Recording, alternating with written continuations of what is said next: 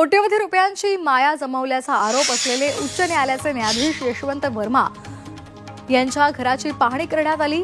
3 न्यायाधीशांच्या समितीने ही पाहणी केली। काही दिवसांपूर्वी घरामध्ये जळालेल्या नोटांचा ढीग आढळल्यामुळे न्यायाधीश वर्मा चर्चेत होते।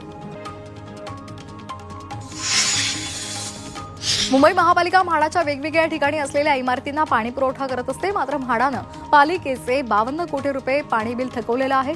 या बिलाचा तात्काळ भरणा केला जावा, अन्यथा पाणी कनेक्शन तोडण्याची कारवाई करण्याचा इशारा पालिकेनं म्हाडाला दिलाय। मुंबई शिक्षण हक्क कायद्याअंतर्गत दुर्बल वंचित घटकातील 25% विद्यार्थ्यांची ऑनलाईन प्रवेश प्रक्रिया सुरू झाली आहे। तसंच विद्यार्थ्यांच्या प्रवेशासाठी प्राथमिक शिक्षण संचालकांनी मुदतवाढ दिली आहे। त्यामुळे आता 1 एप्रिलपर्यंत पहिल्या प्रतीक्षा यादीतील विद्यार्थ्यांचे प्रवेश करता येणार आहेत।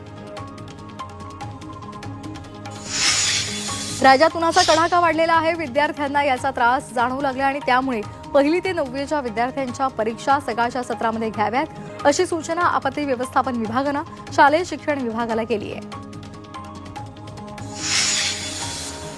सांगलीच्या मिरजमध्ये वादळी वाऱ्यासह अवकाळी पाऊस झालाय। वादळी वाऱ्यामुळे घरांचे पत्रे उडालेत। पावसामुळे अनेक ठिकाणी विद्युत पुरवठा खंडित झालेला आहे। शहरातील जनजीवनावर आणि आठवडी बाजारावर याचा परिणाम झालाय। धारावी पुनर्विकास प्रकल्पामध्ये आतापर्यंत 63,000हून अधिक झोपड्यांचं सर्वेक्षण पूर्ण झालंय। 89,000हून अधिक झोपड्यांना क्रमांक देण्यात आलाय। गेल्या सर्वेक्षणाच्या तुलनेत सध्याच्या सर्वेक्षणात तळमजल्यावरील भाडेकरूंची घरं आणि वरच्या मजल्यावरील बांधकामांचा समावेश आहे। JNPA मुंबईतील मालेट बंदरामध्ये भाड्यानं घेतलेल्या क्षेत्रावर कॉर्पोरेट कार्यालय उभारणार आहे।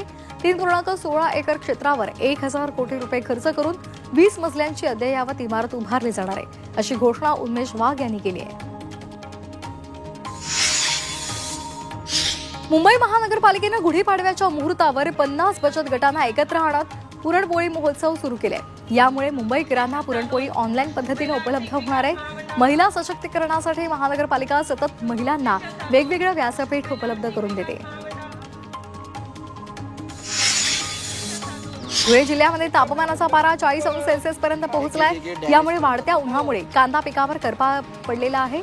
करपा रोगामुळे कांद्याच्या उत्पादनात घट होणार असल्याचं शेतकऱ्यांनी सांगितलंय।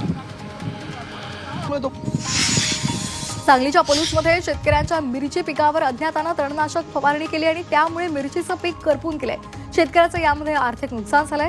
पोलीस ठाण्यामध्ये अज्ञाताविरोधात तक्रार दाखल करण्यात आली आहे। पीओपी बंदी विरोधात मूर्तिकारांची हायकोर्टामध्ये धाव त्यांनी घेतलेली आहे। पीओपी पासून बनवलेल्या मूर्तीचा वापर आणि विसर्जन करायला बंदी घालण्यात आली आहे। केंद्रीय प्रदूषण नियंत्रण मंडळाच्या मार्गदर्शक तत्वांना गणेश मूर्तिकारांनी कोर्टात आव्हान दिले। बँकॉकहून मुंबईमध्ये येणाऱ्या तरुणाला गांजाची तस्करी केल्याप्रकरणी विमानतळावरील सीमाशुल्क विभागाच्या अधिकाऱ्यांनी अटक केली आहे। यामध्ये 400 ग्रॅम गांजा आढळलेला आहे। या गांजाची किंमत 40 लाख रुपये इतकी आहे। मुंबई सेंट्रल उपप्रादेशिक परिवहन कार्यालयानं कागदपत्रांअभावी आणि नियमभंग करणाऱ्या वाहनांविरोधात कारवाई केली आहे। या कारवाईमध्ये 15,000 वाहनांवर कारवाई करण्यात आली असून आरटीओनं 12,90,000 रुपयांचा दंड वसूल केलाय। भंडारा जिल्ह्यातील महाबोधी महाविहार आंदोलन कृती समितीनं आंदोलन केलेलं आहे। महाबोधी विहार मुक्त करावेत, तसंच विहाराचं संपूर्ण नियंत्रण बौद्ध धर्मीयांकडे द्यावं अशी मागणी त्यांनी केलेली आहे। या मोर्चामध्ये मोठ्या संख्येनं बौद्ध बांधव सहभागी झाले होते। शिरूर तालुक्यातील कारेगावमध्ये किरकोळ कारणावरून तरुणावर कोयत्यानं हल्ला करण्यात आला। या प्रकरणी 7 आरोपींना पोलिसांनी अटक केलेली आहे। दरम्यान तरुणाला शासकीय रुग्णालयात उपचारासाठी दाखल करण्यात आलं। केंद्रीय गृहमंत्री अमित शाह 12 एप्रिलला रायगडच्या दौऱ्यावर आहेत। छत्रपती शिवाजी महाराजांच्या पुण्यतिथी निमित्तानं रायगड किल्ल्यावर शाहू शिवरायांना अभिवादन करणार आहेत। मुख्यमंत्री देवेंद्र फडणवीस यावेळी उपस्थित राहतील। मुख्यमंत्री देवेंद्र फडणवीसांनी विरोधकांना टोला लगावलाय। कितीही प्रयत्न करा, आम्ही पायात पाय घालणारे नाही, आम्ही हातात हात घालून राज्यकारभार चालवणारे आहोत, अशी ग्वाही फडणवीसांनी दिली आहे। विधान भवन परिसरामध्ये आदित्य ठाकरे आणि राष्ट्रवादीचे नेते छगन भुजबळ यांची भेट झाली।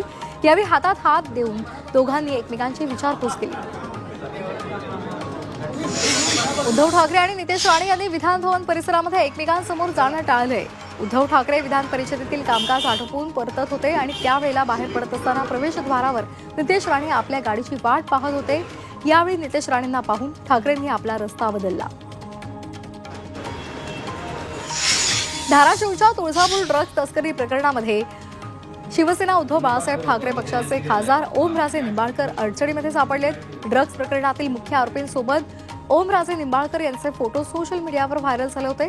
यावर निंबाळकरांनी सारवासारव करत आरोपी कुणीही असू देत त्याच्यावर कारवाई केली जाईल अशी मागणी केली. शिवरायांचे किल्ले देखभालीसाठी आमच्याकडे द्यावेत अशी मागणी महाराष्ट्र सरकारनं केंद्र सरकारकडे केली आहे. सरकार किल्ल्यांची काळजी घ्यायला सक्षम असल्याचं मत सांस्कृतिक कार्यमंत्री आशिष शेलार यांनी मांडलंय.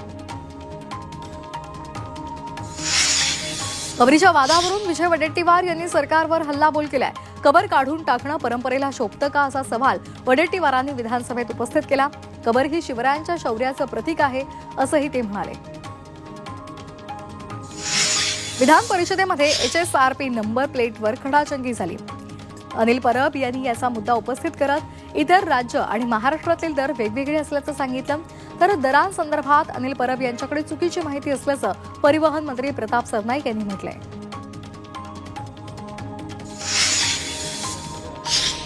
विरोधी पक्षनेते पदासाठी माझ्या नावाची अडचण असेल तर मी शर्यतीतून बाजूला होतो असं विधान आमदार भास्कर जाधव यांनी विधानसभेमध्ये मांडलंय. दुसऱ्या नावाचं पत्र पक्षप्रमुखांना द्यायला सांगतो, मात्र विरोधी पक्षनेत्याची निवड करा अशी मागणीही भास्कर जाधव यांनी केली आहे. जयकुमार गोरे प्रकरणामध्ये मुख्यमंत्री देवेंद्र फडणवीसांनी मोठा गौप्यस्फोट केलाय. प्रकरणातील आरोपींच्या संपर्कामध्ये राजकीय नेते असल्याचा दावा त्यांनी केलाय. तर आरोपींचे सुप्रिया सुळे आणि रोहित पवार यांच्यासोबत फोन कॉल झाल्याचे पुरावेही आहेत असं फडणवीसांनी म्हटलेलं आहे.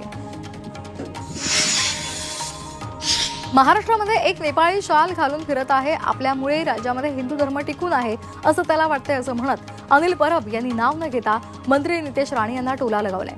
कुणी काय खायचं हे मंत्री ठरवणार का असा सवाल हलाल आणि झटका मटणच्या वादावर अनिल परब यांनी उपस्थित केलाय. अकोल्यामध्ये शिवसैनिकांनी कॉमेडियन कुणाल कामरा याच्यावर कारवाई करा अशी मागणी केलेली आहे. उपमुख्यमंत्री एकनाथ शिंदे यांच्यावर आक्षेपार्ह वक्तव्य केल्याप्रकरणी कार्यकर्त्यांनी पोलीस ठाण्यामध्ये तक्रार दाखल केली आहे. सोनं आणि चांदीच्या दरात घसरण झाली आहे. सोन्याच्या दरात 1,000 तर चांदीच्या दरात 2,000 रुपयांची घसरण झाली आहे. सोनं प्रतितोळा 91,000 तर चांदी प्रति किलो 1,01,000 रुपये इतकी झाली आहे.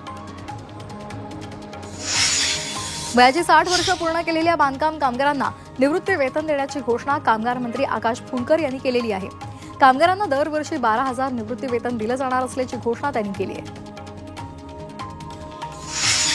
पन्हाळ्यावरील शिवस्मारकाला 10 कोटींचा निधी मंजूर झालाय.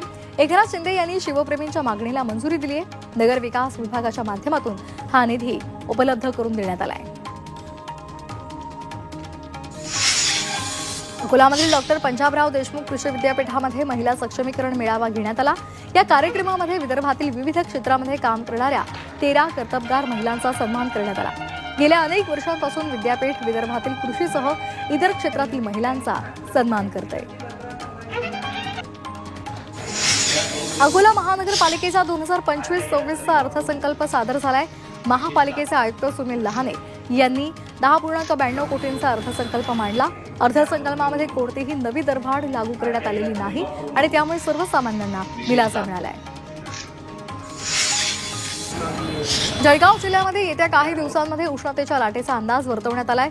जिल्ह्यातील तापमान 40 अंश सेल्सिअसहून अधिक असण्याचा अंदाज आहे. त्यामुळे नागरिकांना काळजी घेण्याचं आवाहन करण्यात आलंय.